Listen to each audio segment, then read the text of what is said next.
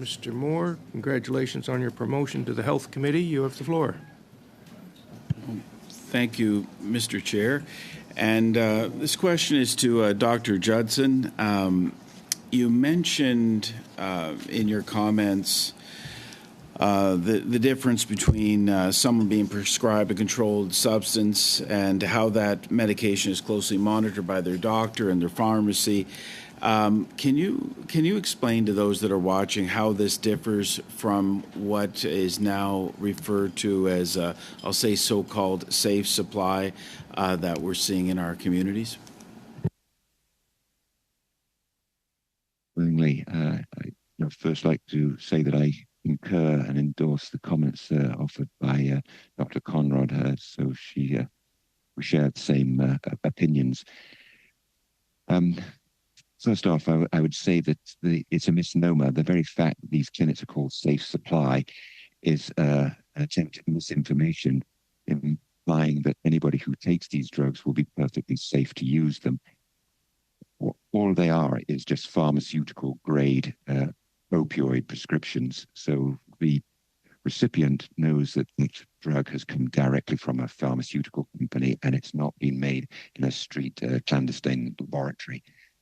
But the use of such medications is still dangerous, and using the short-acting opioids is just an alternative to patients perhaps using street opioids. But I want to emphasize that the taking of the medication, whether it be methadone or dilaudid prescriptions, is just a small part of for addiction.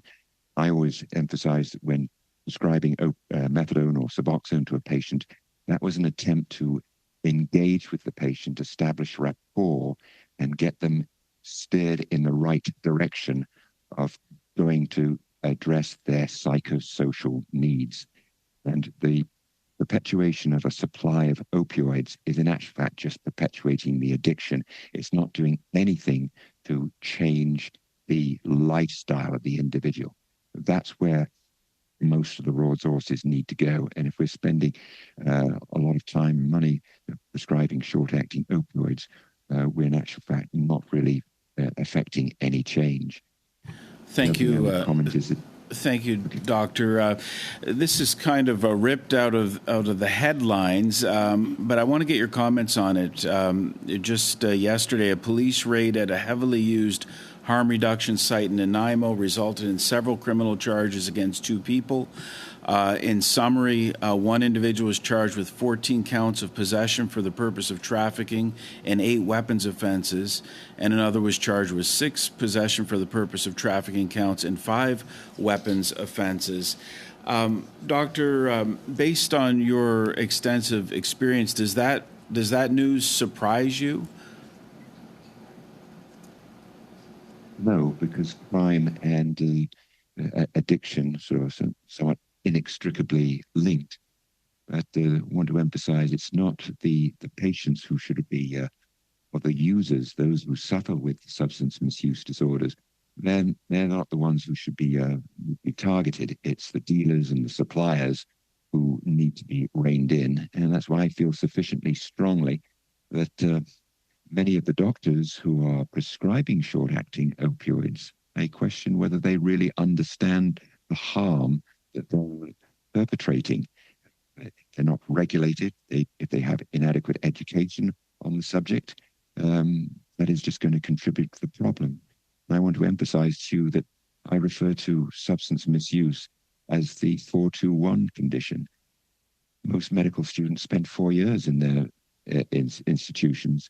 If they are lucky, will get 2 hours of teaching for what is the #1 cause of morbidity.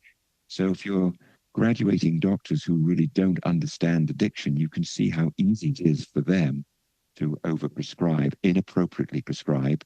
And the same applies to pharmacists. They don't have the training and education which is necessary to curb excessive amounts of opioids ending up on the street.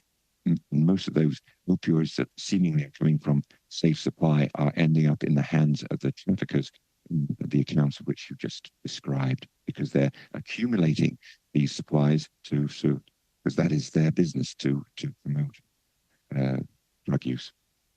Thank you, Mr. Moore. Mr. Steinley, please, for 5 minutes. Thank you very much. And this is for Dr. Conrad. We've done the so-called safe supply experiment about 9 years now. And I was wondering, before and after, do you have the numbers of overdose deaths before safe supply started for approximately that 10 years? And for the 9 years after safe supply has been introduced into the Canadian public by this NDP Liberal government, has there been numbers? And could you say and extrapolate some information between how many more overdoses we've had in our country before and after this, what they call safe supply, which I don't agree with, experiment?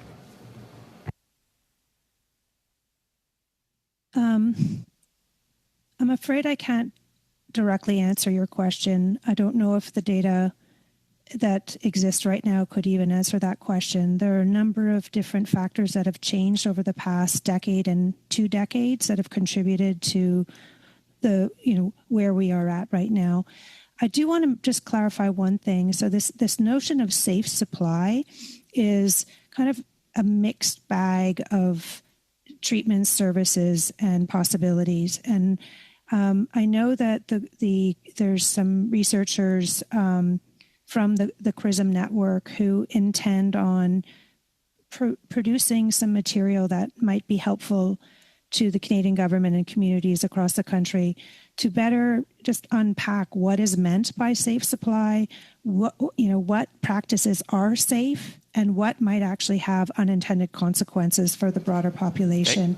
So we need a lot more work and clarity around some of these practices. Yeah, I appreciate that very much. And Mr. Sword, thank you for being here. I had a conversation with a constituent that came into my office, and his son had overdosed as well. And his conversation was very similar, just the ease with which his son, and he overdosed, and this gentleman's grandson was sitting there when his father overdosed, and he was sitting in front of the TV when his grandfather came and found his son dead. And he said the biggest thing he could not do is stop with the ease which his son was getting drugs, and he was getting it online and delivered right to his door. And it's very similar, a Snapchat, but he was accessing the drugs online. And I think Dr. Conrad has done some research on with the ease people can get drugs online now. It's just something that, for me as a father, terrifies me. I have 3 kids, they're 7, 9, and 11, and it terrifies me that with a click of a button, a 12-year-old could get drugs to their doorstep. There has to be you have some data that says, what could we do as legislatures to help that and try and curb with the ease that these kids and adults are getting drugs online? Is that question directed to me? Yes, ma'am. Yes. Yeah. So there's a lot to say here, but it's important that we recognize that young people are using digital media, and therefore digital media must be designed for young people's use, and it's not right now. So there are all kinds of privacy features, for example, and defaults that assume that the user is an adult, when we know that a very large portion of the users of social media and other digital platforms are not, they're minors. And so we can force industry to change some of their default features so that, for example, young people are less likely to be solicited by a stranger online. And that could go a long way to protecting young people. And also, monitoring environments where young people meet online. Thank you very much. And actually, Mr. Stewart, I'd like to leave you with the last word. If there's one thing that you could ask us as legislators to do, how do you think we could help to make sure what happened to your beautiful daughter doesn't happen to anyone else? Or the best advice we could have from you, sir?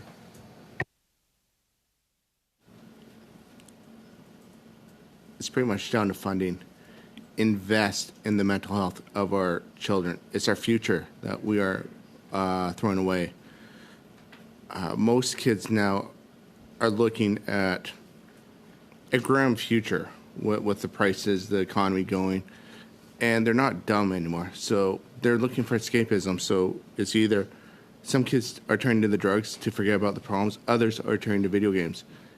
And neither one is mentally healthy for them. So we need to actually invest in our future and get the funding that they need so that they can get the help that they need before they become true addicts. They need some hope. Yes. They need a light at the end of the tunnel, and all they see is darkness. Thank you, Mr. Sword. Mr. Steinley, Ms. Cannell. Next, Mr. Moore, please, for 5 minutes. Ms. Goodrich, please, for 5 minutes. Thank you. I'm going to start off my questions. Dr. Judson, we've had people come here from London who are prescribers of the high-potent opioids and actually say that the diversion can sometimes be seen as compassionate. What concerns do you have as someone that lives and works in London, Ontario, when it comes to diversion of these high-potent government-funded opioids? Diversion must be minimized. That has to be a priority. I'm not opposed to pharmaceutical-grade opioids being prescribed, but is it appropriate prescribing short-acting opioids? No, I've already stated that is counterproductive. Giving take-home doses prematurely when a patient is not stable in their recovery, they've not engaged in their counseling, their psychotherapy, that is not appropriate. Someone who's actively suffering from addiction, for them to be given these short-acting opioids is just something which will deter them from engaging in lifestyle changes. And so that there must be some approach which encourages engagement with the patient and the therapist. And the purpose of the opioid replacement therapy is just to avoid the patient going into withdrawal or suffering from overwhelming cravings. Once those symptoms are eradicated, then the patient is stable, they are more likely to be able to engage in the psychotherapeutic milieu that is provided. Thank you.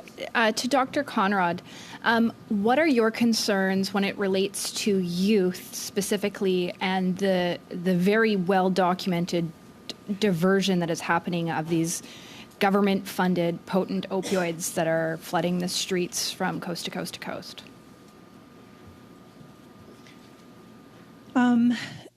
All substances that young people use are diverted in some way.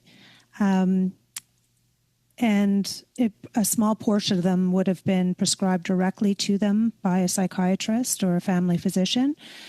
And the literature suggests that most young people are actually getting them from friends and family members. So they're not getting them directly from government. They're getting them from actors in their community. And these people could be better educated. They could be assisted, as Dr. Judson described, in having access to safer supplies of opioids for whatever reason they are being prescribed, either for pain management or for opioid substitution therapies.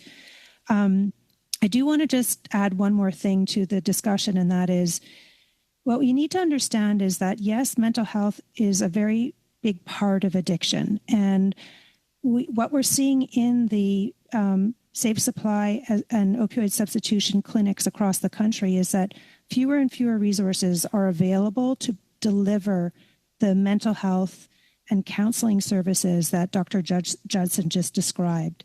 There are fewer funds and people delivering those. And what we know of the evidence for opioid substitution therapies is that they're effective in conjunction with mental health services and counseling. Do you believe that more needs to be done to prevent opioids and a variety of different substances from being accessed by youth?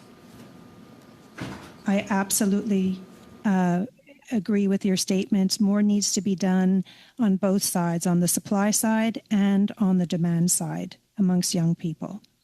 And so specifically on the demand side, I think that's a great space. And so has your organization been able to access government, federal government funding to help with funding your program of Preventer?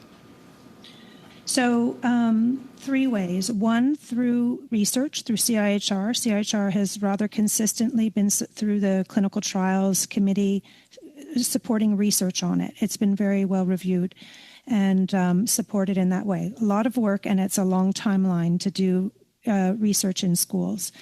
The second way is through the SUOP program. I've partnered with one group in northwest of Ontario who had a SUOP grant, or was it a PHAC grant? Sorry.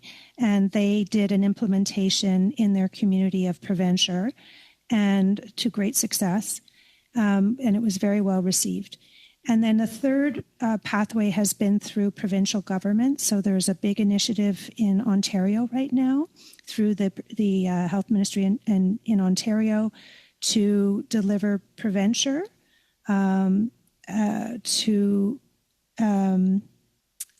across all schools in the province. And so we have reached a point where we've trained over 1,000 community-based and health-based school-based professionals in the delivery of the program. There are a number of challenges to this project, but the objective is to deliver this to 30,000 young people over the next 2 years. Thank you, Ms. Goodrich.